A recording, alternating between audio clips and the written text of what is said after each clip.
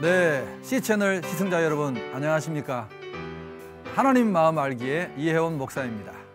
오늘은 우리 출애굽기 두 번째 시간 모세를 부르시는 하나님 마음에 대해서 함께 알아보겠습니다.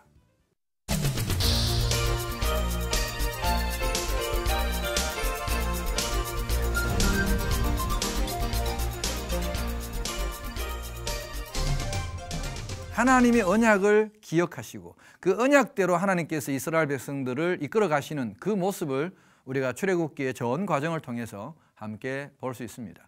하나님께서 일을 하실 때는 하나님이 물론 직접 어떤 일을 하실 때도 있습니다. 예를 들어서 천지 창조 같은 것은 다 하나님의 말씀으로 다 창조를 하셨죠. 하나님이 말씀하시니까 이것도 생기고 저것도 생기고 이런 식으로 하나님이 직접 역사하시는 부분도 있어요.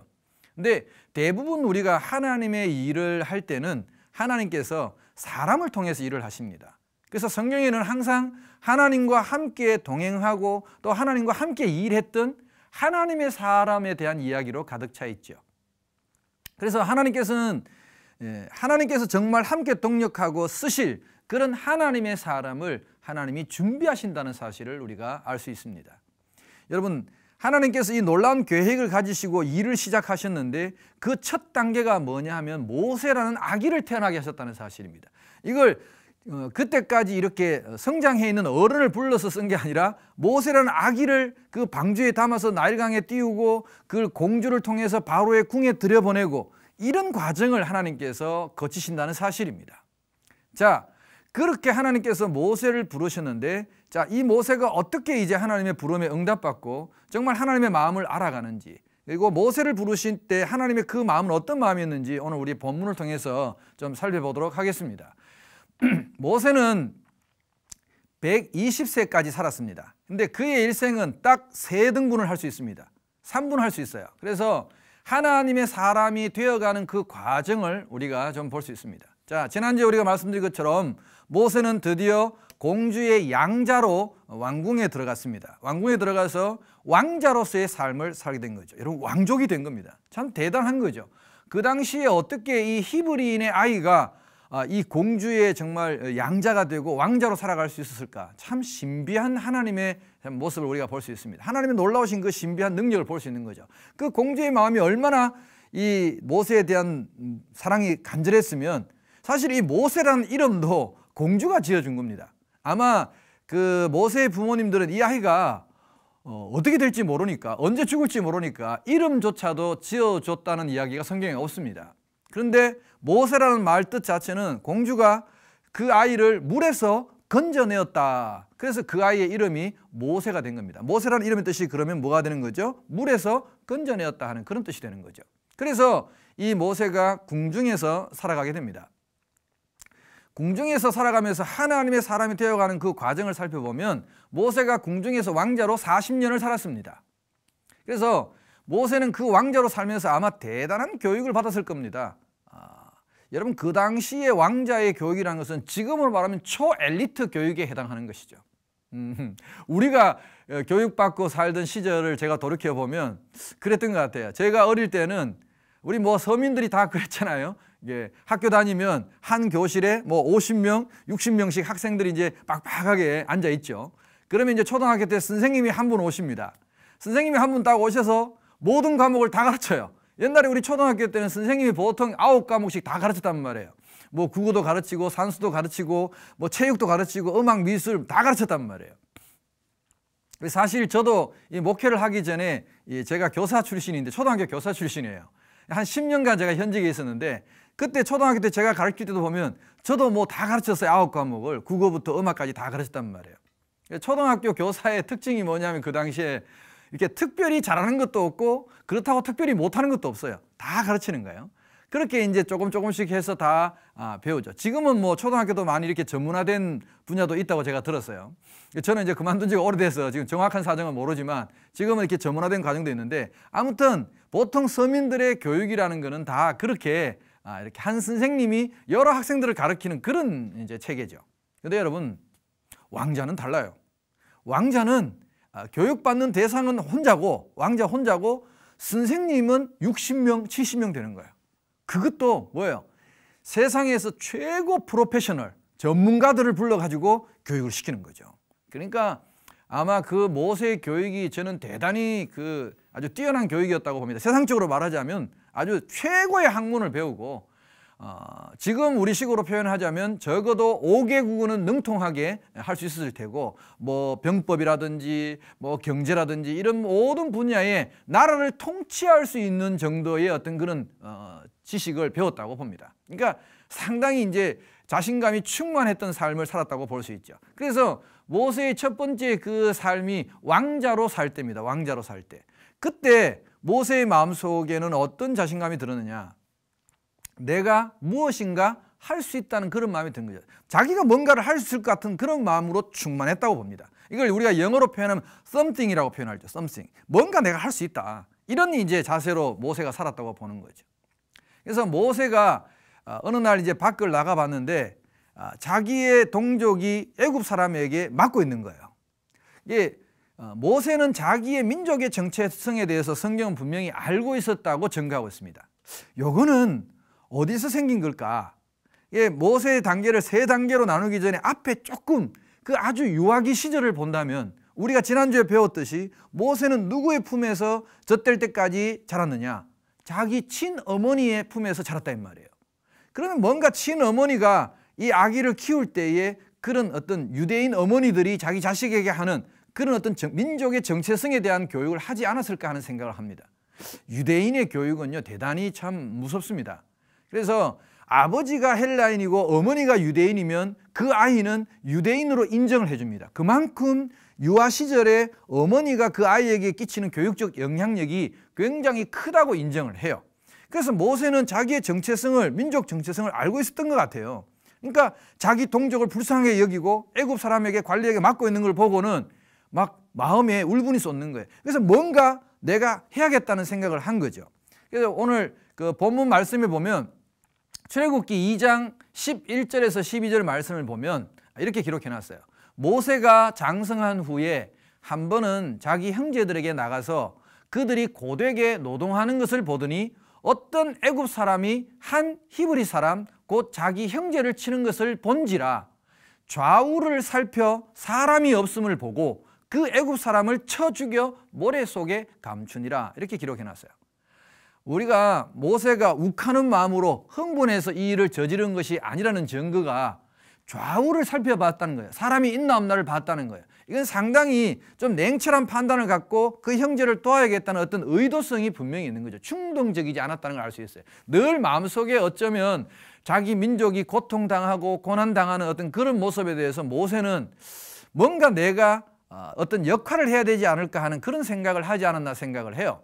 그래서 이 애굽 사람을 쳐 죽여서 모래 속에 감췄단 말이에요.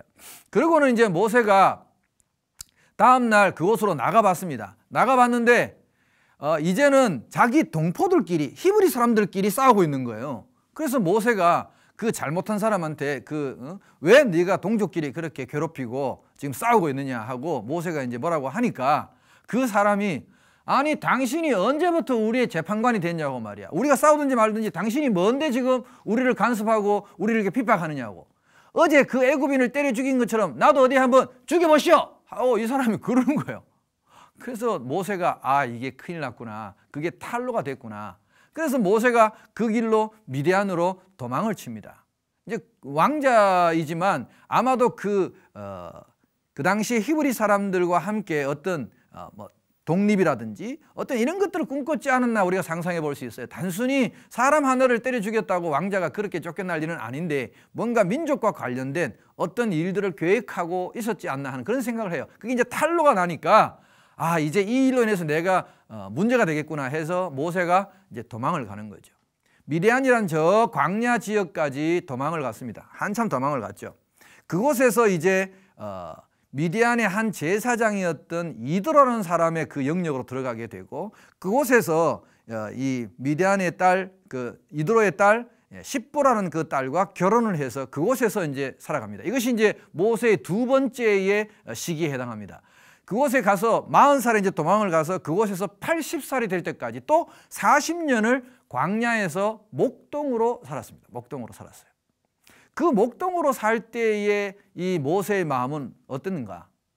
나중에 여러분 40년 뒤에 만나서 하나님이 모세를 부르시잖아요. 모세를 이제 떨기나무 그 불꽃 가운데서 하나님께서 모세를 불러가지고 모세가 하나님께 이제 네가 가서 내 백성을 구원해내라 그렇게 이야기하니까 출애굽기 3장 11절에 모세가 하나님께 뭐라고 말하냐 하면 모세가 하나님께 아뢰되 내가 누구이기에 바로에게 가며 이스라엘 자손을 애굽에서 인도하여 내리까. 여기 중요한 말이 내가 누구이기에 이 말은 나는 아무것도 할 수 없다는 거죠. 나는 이제 바보가 됐고 아무 능력도 없고 정말 나는 아무것도 할 수 없는 사람입니다 라고 하나님께 고백한 게 된 거죠. 그래서 목동으로 살 때 이 모세의 고백은 나는 아무것도 할 수 없다는 거예요.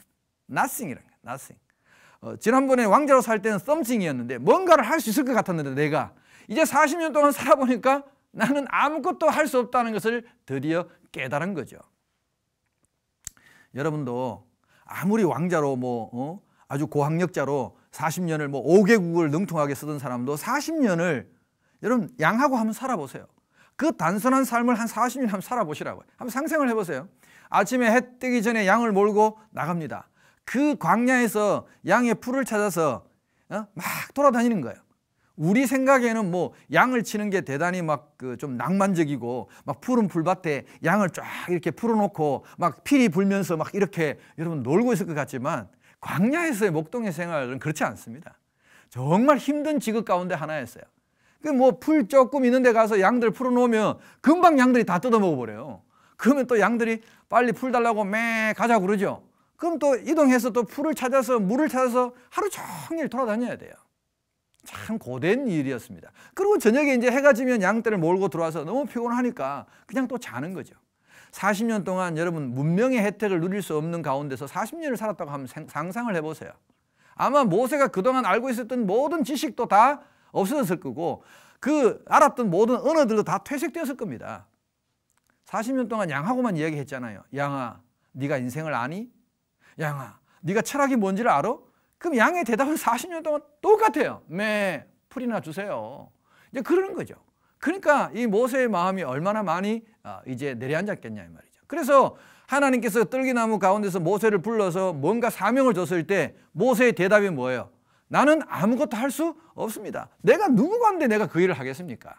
사실 모세의 마음에는 이미 왕자 때 한번 내가 뭔가 할 수 있다고 생각했을 때 그걸 시도를 해봤는데 아니 왕자 때도 내가 마음대로 안 됐는데 그렇게 큰 권력을 가지고 그렇게 똑똑하고 그렇게 많은 걸 가졌을 그때에도 내가 마음대로 안 되었는데 어떻게 지금은 목동의 한갓 아무 권력도 없고 아무 힘도 없고 거기다 자기는 지금 다 바보가 되었어요. 다 그동안 배웠던 거 다 잊어버리고 정말 아무것도 아닌 그런 상태에서 하나님이 나를 부르시고 나를 쓰시겠다고 하니까 모세로서는 참 갑갑한 거죠.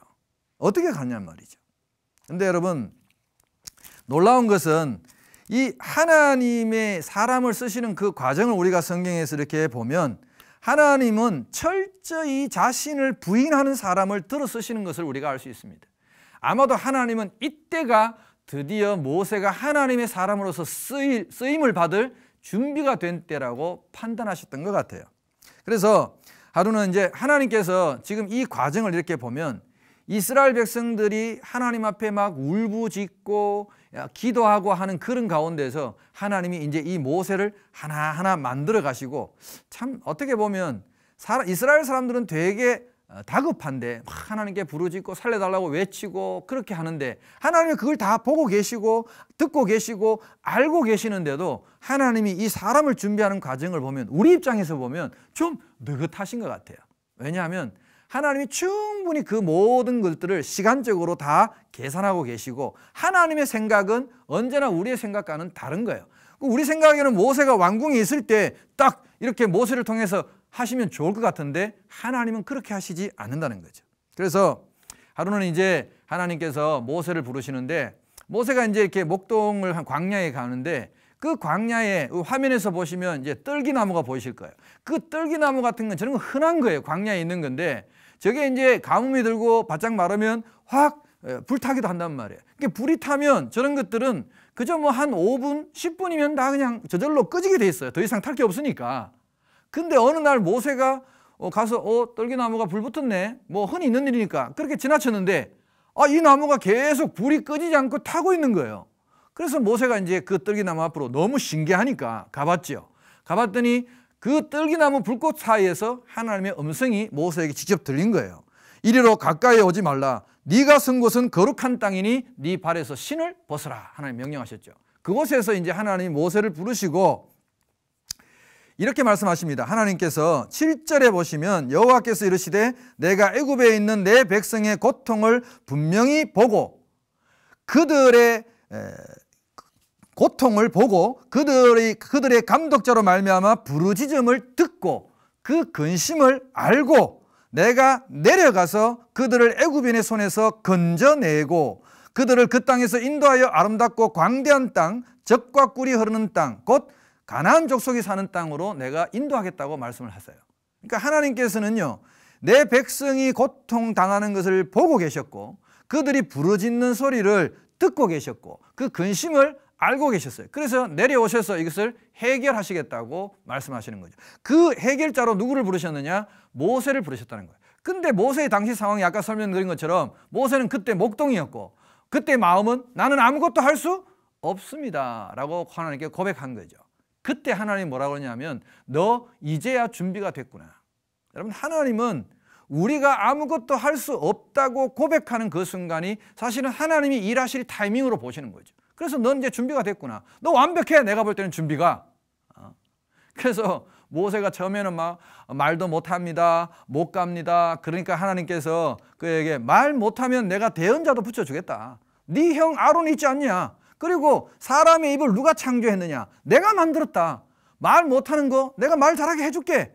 그래서 모세가 그래도 저는 말도 다 잊어버렸고 절대로 못합니다. 그러니까 네 형 아론을 내가 대언자로 붙여줄게. 그러면 너는 그냥 가만히 지금 쉽게 말하면 폼만 잡으라는 거예요. 폼만 잡고 네 형 아론에게 네가 하고 싶은 말을 다 해라. 그러면 네 형 아론이 가서 대언을 하는 거죠. 그러면 이제 모세는 딱 이제 분위기 잡고 무게를 딱 잡고 있으면 아론이 다 대언자로 해서 마치 그 백성들에게 너를 신처럼 보이게 해주겠다. 하나님이 모세를 설득하신다고요. 그 모세를 자기는 바보라고 아무것도 할 수 없다고 생각하는 그 모세에게 내가 사람들에게 너를 신처럼 보이게 해줬다는 거예요. 여러분, 처음에 왕자였을 때 모세가 가졌던 그 자신감, 그것보다도 여러분 신이면 차원이 다르잖아요. 그 신처럼 보여주게 하겠다. 하나님 그렇게 말씀하시는 거예요. 그래서 모세가 계속 사양하다가 하나님 나중에 화를 내시면서 내가 통역자도 붙여주고 그리고 좋아. 네가 부족하다면 능력도 보여주지 마. 내 능력도 보여주지 마. 그래서 모세에게 지팡이를 왜 목동들이 들고 있는 지팡이 있잖아요. 그 지팡이를 던져봐라 그랬어요. 던졌더니 그 지팡이가 뱀으로 딱 변하는 거예요. 모세가 깜짝 놀랐죠. 신기한 일이잖아요, 여러분. 분명히 떨기나무도 신기했지만 그 지팡이가 뱀으로 변하는 것도 신기한 일이잖아요. 하나님이 그러시는 거예요. 꼬리를 잡아봐라 그런 거예요. 꼬리를 딱 잡으니까 다시 지팡이로 딱 바뀌는 거예요. 놀랬죠. 근데 아마 모세가 이 정도 갖고 안 갖는 모양이에요. 그러니까 하나님이 그럼 하나 더 보여줄게. 너 품에다가 손을 넣어봐라. 그래서 모세가 품에다가 손을 이렇게 넣었단 말이에요. 넣었더니 그래, 뺐어요. 여기 이제 막 나병이 걸려가지고 막 진물이 막 나는 거예요. 그러니까 모세가 깜짝 놀랐죠. 손이 나병이 걸렸으니까. 다시 네 품에 넣어봐라. 그래서 모세가 다시 품에 넣었다가 빼봐. 그러니까 뺐단 말이에요. 빼니까 다시 새살이 돋다가 멀쩡한 거야. 이제 그런 능력까지도 하나님의 능력을 다 보여주신 거예요. 하나님이 말씀하시고자 하는 이 메시지는 뭐냐? 네가 이전에 왕자였을 때 네 힘으로 네 스스로 뭔가를 하려고 했을 때는 네가 어떤 일도 할 수 없는 거다. 그리고 지금 네가 나는 목동이고 아무 자격도 없고 정말 하나님 앞에 내가 아무것도 할 수 없습니다라고 말할 이때가 진짜 네가 이제 나와 함께 일할 때라는 거예요. 하나님은 그런 사람들과 함께 동력하신다는 거예요. 이런 말씀들이 사실은 성경에 여러 곳에 이 말씀들이 쓰여져 있다는 것이죠. 그래서 이제 결국 설득을 당한 모세가 하나님과 함께 나가서 우리가 아는 대로 이제 이스라엘 백성들을 탈출시키죠. 여러분, 출애굽기 14장 13절 말씀에 보면 모세가 이제 그 하나님의 능력을 얼마나 실감하고 정말 하나님께서 함께 하시면 내가 무엇이든 할 수 있다는 그런 믿음이 벌써 강해졌을 때입니다. 이때는 이제 애국을 벌써 탈출할 때니까 10가지 재앙이 다 끝나고 막 탈출할 때니까요. 그래서 출애굽기 14장 13절에 보면 담대하게 모세가 백성에게 이렇게 말합니다. 모세가 백성에게 이르되 너희는 두려워하지 말고 가만히 서서 여호와께서 오늘 너희를 위하여 행하시는 구원을 보라. 그러니까 너희는 뭐 할 거 없다는 거예요. 하나님이 다 하신다는 거예요. 벌써 모세의 마음속에는 그 정도 믿음이 들어갔다는 거예요. 처음에 애굽에 들어갈 때랑은 너무나 큰 차이죠. 그래서 모세의 마지막 40년은 하나님과 동역했던 40년입니다. 하나님과 함께 일할 때의 모습이죠. 그때 모세의 고백은 뭐냐? 나는 어떤 일도 할 수 있다. anything이죠. 여러분, 여기에 전제가 뭡니까? 하나님께서 함께 하실 때입니다. 하나님께서 함께 하시면 나는 어떤 일도 할 수 있다.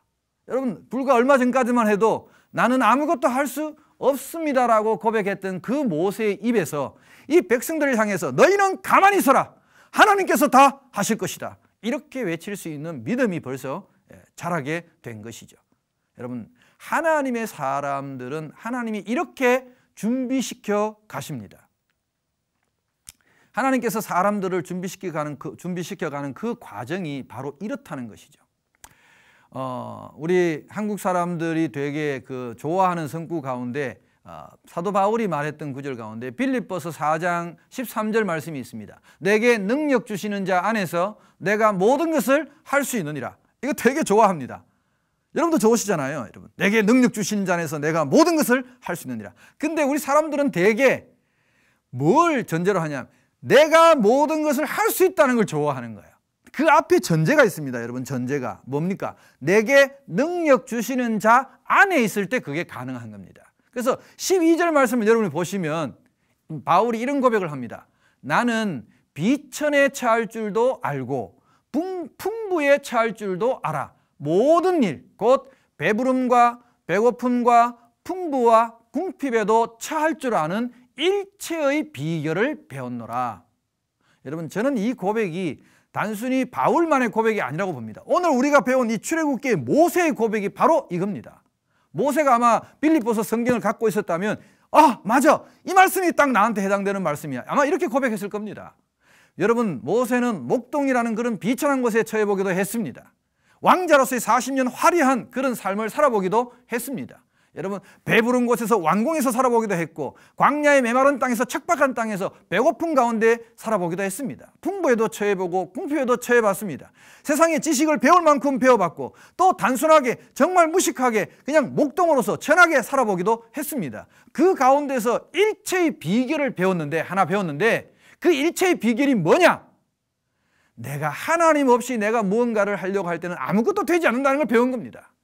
반대로 내가 정말 아무것도 할 수 없다고 생각했을 때 하나님이 함께 하시면 나는 아무것도 아니지만 하나님이 함께 하신다면 모든 것을 할 수 있다는 사실을 모세는 그의 맨 마지막 40년의 삶을 통해서 배웠다는 겁니다. 여러분, 우리의 삶도 이와 같습니다. 우리가 하나님 앞에 살아가는 우리의 삶 속에서 우리가 하나님의 사람으로서 살아간다는 거, 하나님이 모세를 부르신 그 마음은 네가 내 사람이 되기를 원한다는 거죠. 자기의 의지와 자기의 생각들이라는 것이 아니라 하나님의 사람으로, 내 사람으로 네가 나와 함께 일하기를 원하는 그 마음이 담겨 있습니다. 그 속에는 하나님이 왜 모세를 이렇게 낮추시고 단순하게 만드시느냐, 이게 고린도전서 1장 27절에서 29절의 말씀을 보면 그 하나님의 마음이 담겨 있습니다. 하나님께서 세상의 미련한 것들을 택하사 지혜 있는 자들을 부끄럽게 하려 하시고 세상의 약한 것들을 택하사 강한 것들을 부끄럽게 하려 하시며 하나님께서 세상의 전한 것들과 멸시받는 것들과 없는 것들을 택하사 있는 것들을 폐하려 하시나니 이는 아무 육체도 하나님 앞에서 자랑하지 못하게 하려 하심이라. 이게 하나님의 마음입니다. 하나님의 일을 하는 데 있어서 하나님의 사람들이 자기를 자랑하고 자기를 나타내는 걸 원치 않으십니다. 오직 하나님이 영광 받으시고 모든 일을 다 우리가 하고 난 뒤에 이 모든 것은 하나님의 은혜입니다. 하나님께 그 영광을 돌릴 수 있는 사람을 하나님은 원하시고 그런 사람을 부르시고 그런 사람을 택하셔서 하나님의 사람으로 사용하신다는 사실을 우리가 꼭 기억했으면 좋겠습니다. 여러분, 모세를 부르시는 하나님의 마음은 모세를 가장 낮추시고 나는 아무것도 할 수 없습니다라고 할 때 하나님은 그에게 능력을 주시고 하나님의 영광을 나타내게 하셨다는 사실을 기억하시기 바랍니다. 자, 이제 모세가 그 하나님의 능력을 가지고 이제 다음 주에 10가지 재앙을 내리시는 그런 하나님의 마음에 대해서 여러분과 표현해 볼 것입니다. 자, 우리 다음 주를 또 기대해 주시기 바랍니다. 감사합니다.